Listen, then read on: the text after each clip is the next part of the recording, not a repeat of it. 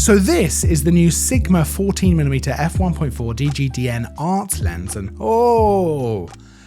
this is a really, really cool lens. Now, it's not the smallest, it's not the lightest, but you are talking about an f1.4 aperture here, super wide angle 14mm. I've had this on the front of my Sony a7 III. This is of course E mount or L mount, but this is a beautifully made lens that is able to capture all kinds of beautiful images. Of course, it lends itself really well to things like landscape, architecture, but also things like night sky photography, where you want to get those really wide shots of the stars.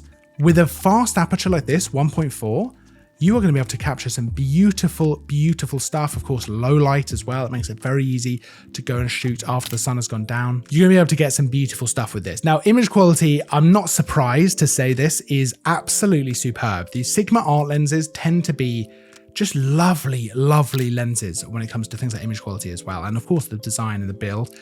But this is no different. The images here are nice and sharp. There's a lot of detail. I didn't find that there's a huge problem with things like vignetting or distortion. Now, of course, you're going to get distortion with a 14mm lens. It comes down to how you shoot things and how you position yourself a little bit. But I didn't find myself needing to correct loads of vignetting or anything like that. And the detail and the sharpness is fantastic. That goes for colors and contrast as well. I'm just loving the look of the images from this lens. Now, of course, f1.4 also means you can get some nice shallow depth of field with this. It's not going to be like an 85mm f1.4. You know, you're not going to get crazy bokeh, but it can add a little something to your image. So the build and the design of this lens, obviously, like I said, it's not the lightest or the smallest wide angle lens that I've used, but I feel like there's good reason for that. You can kind of feel straight away that Sigma have prioritized quality here, both optical and build and design quality, because this feels great in the hands. Even though it is a little bit heavier, it feels really good on the front of a camera like the Sony a7 III. You've got a lovely focus ring here, which is really beautifully weighted. And then of course the aperture ring as well, which you can click and de-click as well. You've got a little switch there as well as being able to lock it as well. I love an aperture ring on a lens like this.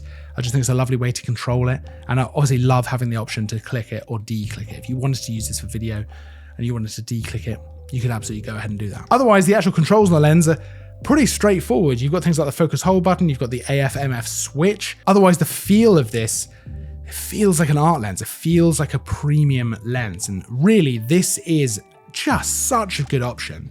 If you want a nice super wide angle lens, nice fast aperture, if you do any night sky photography, this is going to be really helpful for that kind of stuff. But landscape architecture, all kinds of stuff. Anything wide angle, this is, ooh, yes. I don't actually always love a wide angle lens because I find them a little bit more difficult to get good photos with because you've got such a wide field of view. But I've got to say, this is one of the nicer wide angle lenses that I've used for a while. I've really enjoyed my time with it and I wouldn't hesitate to recommend it. Now you can check out the full spec of this lens by clicking the link down in the description to go and see all of it, including the pricing, all that fun stuff. Don't forget to like and subscribe as well because there's new content all the time. I'll see you in the next one. But until then, as always, thanks for watching.